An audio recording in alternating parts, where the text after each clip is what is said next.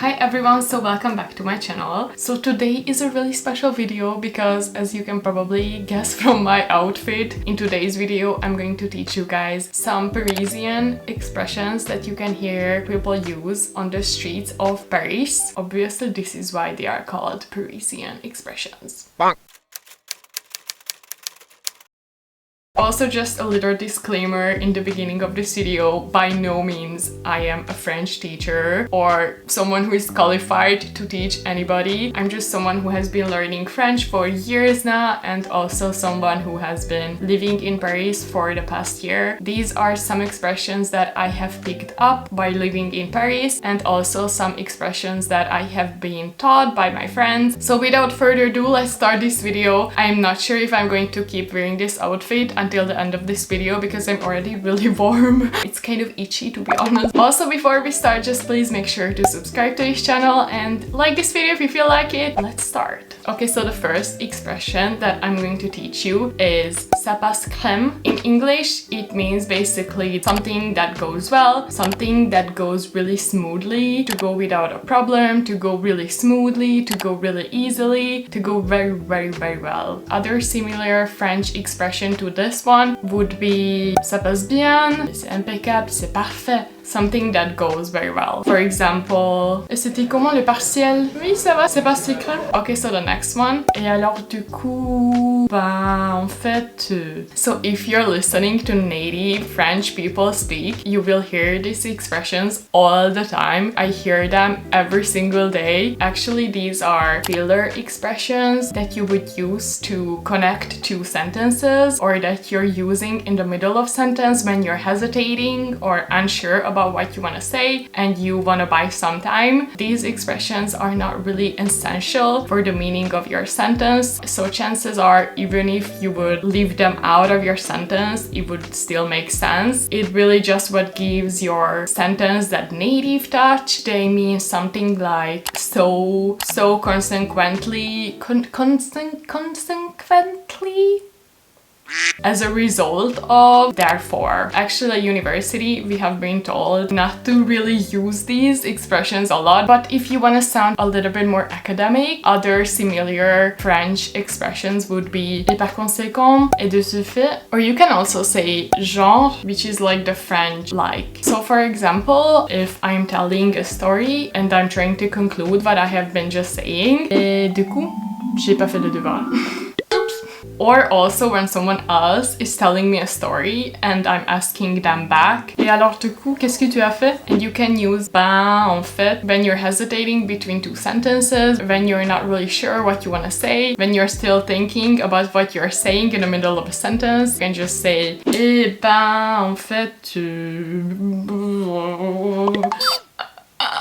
sorry. To just buy some time. Okay, so the next expression is on va aller bruncher or on se fait un déj. So these expressions are part of the Franglish, which is basically the mix of the French and the English language. More and more French people occasionally use like some English words, some English expressions in the middle of their sentences to replace the French words. For example, things like oh non mais c'est trop cool, c'était trop chill, ah mais no way. So basically, bruncher is exactly the same as in English, going on a brunch, having brunch. And also if you want to say like se faire un déj is basically just the abbreviation of the word déjeuner, which is basically lunch in French. I also noticed that French people really love to use abbreviations. I don't know why, it's a thing. Okay, so the next expression is something that I didn't know before, but I found it while I was researching for this video. Entrer à l'œil. This is an expression that is from the 19th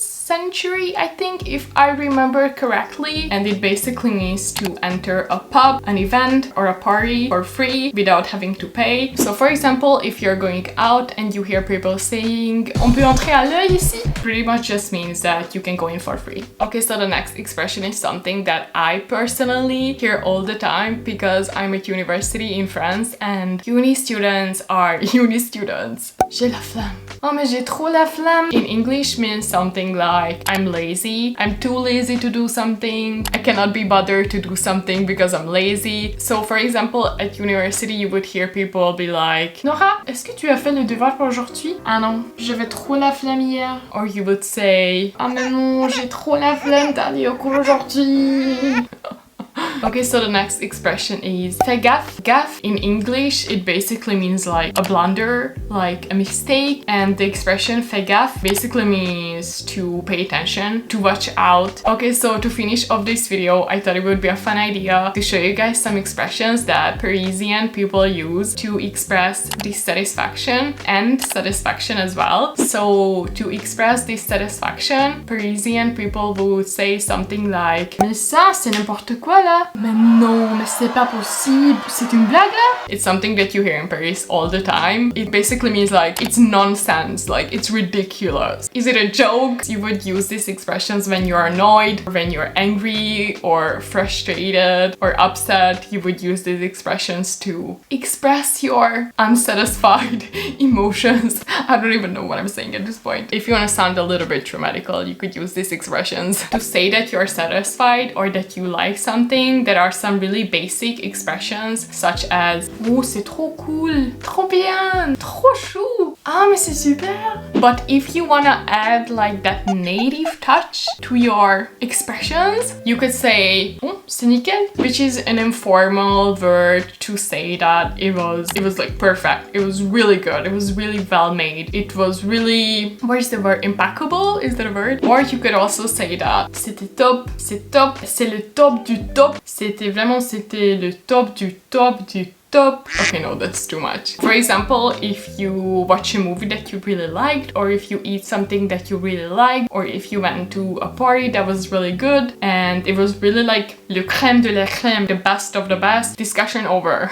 So I think that this is the end of this video. I hope that you guys enjoyed it. I had so much fun making this. I really hope that I was able to teach you something that you didn't know before. Let me know in the comments if you want me to make a part 2 of this, or if you want me to make more videos about like French language. I've been receiving some comments saying that I should make a video where I only talk in French, and I will definitely make a video like that. I just need to figure out first what to talk about in a video where I only speak in French, but I will definitely do it at some point. I hope that you enjoyed this video. Please just make sure to subscribe to this channel and like this video if you enjoyed it. I will see you very soon. À plus! Oh, oops, my lamp.